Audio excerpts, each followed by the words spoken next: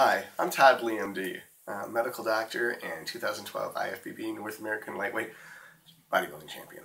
Alright, I'm here with MindandMuscle.com to talk to you about body fat, types, location, and methods of incineration. Alright, so you're watching this because you're like, wow, I've got this body fat and I don't want it, and I don't know how to get rid of it. Because if you did know how to get rid of it, you wouldn't be watching this, now would you? So here's how it works, okay? In order to destroy something, you have to understand it. That's all over the place. Know thine enemy, divide and conquer. If it bleeds, we can kill it. Whatever action movie you watch or any military theory book you read, you have to learn how to turn your enemy into a systematic target and break it apart into little pieces and then chop them up even smaller. So with fat, we're going to do that. All right. So fat, there's white fat and there's brown fat. White fat is awful. It does nothing for you. It's storage. It's like a grain silo on your ass. And that's where the grain goes, is right there. It's all it is storage. It's good for nothing, nothing. It's like whale blubber. Why do whales have blubber? Because sometimes it's cold and there aren't krill to eat, so they have to swim around and the water's cold in the Arctic. So they've got all this blubber to keep them warm. That's all it's good for, is it keeps you warm from the outside, for cold temperatures, sucking heat out of your body, and it gives you fuel for you to do long-term endurance activities like swimming around trying to eat krill. So, I mean, are you a whale? Do you want to look like a whale? Then don't carry around a bunch of whale blubber and burn the fat off your body. Now, white fat can be, basically, it's filled with triglycerides. Triglycerides are a glycerol backbone with a fatty acid chain. Fatty acid chains can come in saturated, monounsaturated, and polyunsaturated forms. We'll talk about saturated first because it's simpler. Saturated means it's just a bunch of carbons strung together, atoms, carbon atoms strung together, with hydrogen stuck onto them. That's it. Because they're very organized and they're in this just straight line, they can stack on top of each other and they become very stable at room temperature. So that's where you get butter, lard, shortening, coconut oil. All these are saturated fats. Now, coconut oil is made out of medium chain triglycerides, so the carbon chains are shorter, so that absorbs through your gastric mucosa. That means lining of your gastrointestinal tract, and it gets used for fuel quicker by your liver to make ketones. It's a little bit more complicated, and we're not going to get into that this video. But that point is, coconut oil, although it's a saturated fat, functions more like a complex carbohydrate, and its neutral effect on your hormone profile gives you immediate energy. All the other saturated fats just get stored in your butt or in your stomach if you're a dude. So it's just part of the grain in the grain silo. That's all it is. That's all it is. Everybody who tells you otherwise, they're wrong. Just wrong. Wrong. Anyway, it's just like good fat, bad fat, red fat, blue fat, 2 fat, 3 fat. It don't make a difference. Fat's fat. Because it's all going to go into your white fat cells. And it's still going to look like crap under your skin. It's just mushy mess. Now, the unsaturated fats, everyone's going to tell you those are great. They're not really that great. Not in a calorie surplus, they're not. Everything gets stored as fat. Everything gets stored as fat. You know, some things can get burned as energy in an absence of insulin, but if you're in a calorie surplus, if you're bulking, then you're going to get fat. So monounsaturated fats are like olive oil, peanut oil, all that stuff. Still gets stored into the white fat. It still does. I don't care what they say. It does. And the polyunsaturated fats, the omega fats, the omega-3 fats are necessary, not ALA, that's a trick. That's from the flax, that's when you got your omega eggs, those are chickens fed, some type of flax nonsense. That still is ALA. ALA converts over to DHA or EPA at a 5% rate. It's garbage, doesn't really do anything. The EPA and the DHA come from fish. That salmon is not the only fish that has that. Almost every fish has omega-3s. You need about 3 grams of omega-3 a day. A fish oil capsule contains about 30%. So it means you need about 10 fish oil capsules a day to get your minimum amount of omega-3s. Why is it called omega-3? Because remember our carbon chain? 3 of the alpha carbon's the first carbon, the beta carbon's the second carbon, the omega carbon is the last carbon. 3 in from the omega carbon is going to be your 3. So omega-3 means 3 carbons in from the end carbon. That's where your double bond is located. That's what an omega-3 is. Omega-6 is 6 in. You want a ratio that's, I think it's 20 to 1 is the typical omega-6 to omega-3 ratio in the American diet. you want something like a 6-to-1. So you don't upregulate your omega-6 consumption, even though it is essential. You want to upregulate your omega-3 consumption. That's it. Now, omega-3s are supposed to upregulate your insulin sensitivity of muscle tissue. This is where it gets a little complicated. So, we talked about fat cells, right, and grain silos. Well, some grain silos are smaller than other grain silos. So, if you've got a small fat cell, that small fat cell releases adiponectin, which is a hormone that makes insulin bind more likely to muscle than to fat.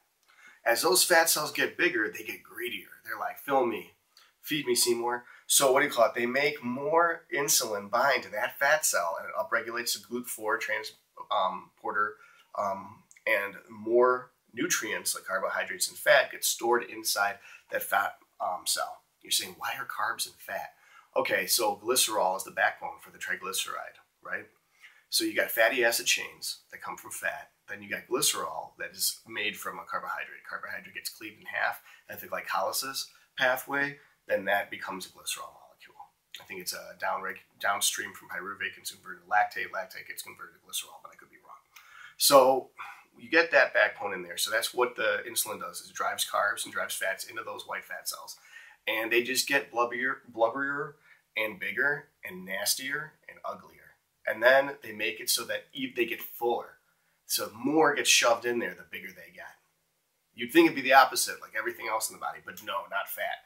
Fat gets addicted to getting fatter. So now what makes it even worse is that if you start to deplete that fat cell, now leptin gets inhibited. So normally a fat cell that's pretty full releases leptin. So you got a little itty bitty fat cell and 75% full. Then that means it's going to be releasing lots of leptin. You got this big, huge fat cell that's 50% full. It'll still have way more fat in it than that little fat cell that's 75% full. But because it's not at least 75% full, it's not releasing as much leptin. Now, what the hell is leptin? Okay, so leptin is the hormone that helps you regulate fat in the sense of if leptin's high, you don't store fat, you burn fat. The opposite's ghrelin. Ghrelin is released when the stomach is shrinking. You know that hungry sensation you get from when you're not having your stomach filled? That causes you to start gravitating towards food at first when the ghrelin levels are low. But when the ghrelin levels mount up and the leptin levels start going down, that's when you start targeting greasy or sugary foods. And that's why women have such a hard time with fat. Now, this is not meant to be sexist. It's science. You can't argue. So the point is that when estrogen and testosterone play on the leptin-ghrelin balance as well. So there's a balance of testosterone, I guess it'd be like a seesaw. So it's a balance of testosterone and estrogen, and then there's a balance of ghrelin and leptin. Well, the way it works out is if you got more estrogen and you got testosterone, like women, then you're going to love junk food. And here's why. Ghrelin binds to the hippocampus, which is part of your memory part of your brain. The memory part, and this is what's tricky for most people, memory helps you learn, all right? That doesn't sound too complicated. Addiction's a learned behavior.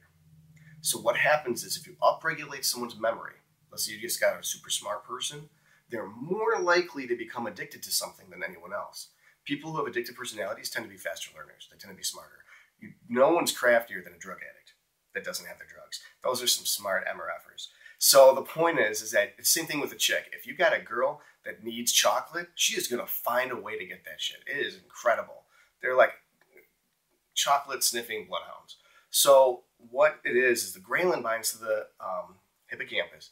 It upregulates the pleasure and addiction and reward mechanism of consuming already addictive foods. So you have chocolate or cheese, that's going to cause dopamine pathway, and I think it's nucleus ambiguous, but I might be wrong. And it's going to cause someone to become addicted to that chocolate or cheese. But if ghrelin levels are high, it becomes more addictive. And they're going to think, wow, this is the best thing ever. Now, because women have a higher preponderance of estrogen over testosterone, that means that the ghrelin is going to be higher and bind more efficiently to the hippocampus, so that women will be more likely to become addicted to chocolate and cheese and all that garbage. What's worse is that when they're ovulating or when they're near their period, that's when their estrogen levels are even higher. Make matters worse, there's a cultural stupidity that if you starve yourself all day, you will get thinner. That is so stupid. I mean, I want to smack the shit out of the person who came up with that. But the point is, women will go all day without eating. Then they'll have this massive craving for like chocolate-covered pickles, and they'll eat that, and then they'll get fatter from it. And then they're rewarded for it, so that now they want it again. And so that's where the Gremlin plays into all this. So how do we get off on this tangent? We were talking about leptin. We were talking about leptin because white cells weren't full all the way. So if you don't get 6 hours of sleep, no leptin's released the next day. So in our culture, there's all these people, a lot of women too, but everybody is undersleeping. They're getting like 4 or 5 hours of sleep. Then they go all day without eating. Like these intermittent fasting diets, fucking stupid. And then what happens is they then just gorge themselves on the highest calorie foods they can find. Because the longer you go without eating, the more Gremlin makes you heat seek the worst possible food for you. Because Gremlin's goal is to make you as fat as possible. That is its goal. Because Mother Nature has designed humans to reproduce and produce more humans. That you as an individual matter nothing to the rest of the species. So your goal of being attractive or happy doesn't mean anything to Mother Nature. Mother Nature just wants you to reproduce a lot. And the higher your fat levels are, the more fertile you are, whether male or female. So that's why pre-contest people, their sex drives go down and they become less attractive. If they're right before a show, it's because their body fat levels are so low, the chicks stop ovulating, the guys start having a hard time with sex. It's because they're not capable of reproducing, so there's no reason to reproduce or to reproduce with them. It's the opposite with fat. Even though our culture tells people that super skinny is attractive, body fat makes someone sexually capable of having offspring. So the Gremlin mechanism is designed to help you eat as much as possible, make you as fat as possible. And then our culture feeds into that. That's white fat cells. Now we've got brown fat cells. Don't worry, this stuff will go so much sooner now. I got all the work out of the way first. So the brown fat cells, they're basically found on hibernating creatures and babies. Because babies and hibernating creatures don't shiver. So the brown fat cells have a higher mitochondria concentration. They utilize fat for fuel, and then they've got uncoupling mechanisms on those mitochondria. So a lot of that energy is leaked out as heat. So rather than getting 9 calories per gram of fat burned, you get like 5, but you generate all this extra heat.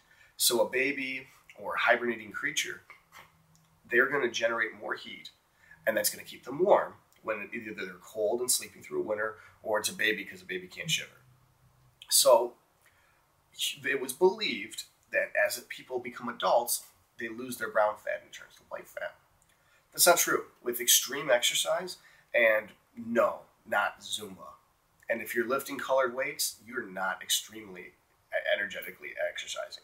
We're talking real exercise, like bodybuilding. Even powerlifting. That stuff, yeah, you lifted 800 pounds once, but you sat on your ass for 5 minutes and picked your nose. That's not extreme exercise. I mean set after set, rep after rep, doing work with a Q, not with a CK. That's overused. Wait, work doesn't have a CK either. Okay, so point is you got to have a lot of energy going into that workout. What happens is your body starts upregulating brown fat expression. The brown fat is now going to burn the white fat. How can supplements be used to help me? All right, so here's where we start getting to the nitty-gritty of it. All right, so synephrine will bind to the beta-3 receptor on the white fat cell, helps liberate fat. The caffeine will upregulate the CAMP pathway, so basically activates all metabolic processes of the cell, which will now make the beta-3 binding of synephrine more effective. Clenbuterol or albuterol will bind to the beta-2 receptor, which will help liberate fat. Ephedra will bind to that beta-1 receptor, which helps liberate fat. Okay, now we've got fat in the bloodstream. What do we do with it? L-carnitine transfers it to the mitochondria in the muscle, in the liver, and in the brown fat. All right, now once it's in the liver, what do we do with it? Oh, one thing I forgot to mention, the yohimbine binds to the alpha-2 receptor on the hard-to-burn fat locations so that you can specifically target the areas of your body that have the fat that you don't want. So girls, it's butt and thighs. Guys, it's waist and visceral fat. So once it's in the mitochondria, how can you make fat burning less efficient? How can we get less energy per unit fat so we have to burn more fat to get the same results? DMP is what's used, and that's considered to be the darkest of dark, the blackest of black diet pills. It's been banned and no one uses it because it's causes cataracts. Well, it does. I mean, you will start going blind if you use this stuff, but you'll look good. But you won't be able to see it because you're blind. So all other people will get to enjoy you, but you won't get to enjoy you. So that's the mechanisms of burning fat more efficiently, is upregulate your brown fat by having a higher energy level. Then you can take a boatload of drugs to be able to help shuttle the stuff from your fat cells into your brown fat and the rest of your mitochondria. Or you could diet. You know, I've got an article, 30-Day Transformation, the time is now. The diet's probably healthier than taking 6 or 7 drugs, especially if you don't know what you're doing and you can die. So DNP will kill people. It really does. So now we've covered brown fat. So we know the types of fat, white fat, brown fat. Now we got location. There's subcutaneous, that's under the skin. That's like this right there. People are like, that's skin. That's not skin. That's skin. This is fat. So fat is what's under your skin. Some people like it. I mean, I personally, and it's not just personally, I mean, it's guys in general think that women should have some amount of body fat in certain locations. Breasts are a good example. Breasts are made of fat. Guys like boobs. If you don't have any fat in your body, you don't have any boobs. So you kind of have to have some fat if you're a girl. Sorry, but you do. So don't listen to people who tell you you need to look like the heroin chic models from the 80s. That's not hot. You know, if you look at a porn star, they're not that thin. Why? Because guys don't like them when they're super thin. Now, when you look at something like guys, do we need subcutaneous fat? No. Maybe a little bit in our face, but not really. I mean, you want as much muscle showing as possible. There's some girls that'll be like, oh, I don't like that super ripped look. They like bigger muscles. But if you took that exact same dude and then shedded all the fat off of them, they'll change their mind. So with the subcutaneous fat, it's beneficial for women to have it, which is one of the reasons why they're geared so heavily towards fat storage and fat acquisition. Men, there's really no point, so they really don't need it.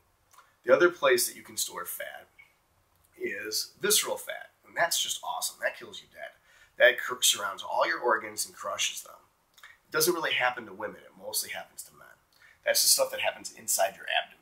So if you look at any pictures of me, you'll notice that like I'll have ripped abs with this giant midsection. That's because of visceral fats being stored in the organs and underneath the muscle of the abdomen. How do you get rid of that?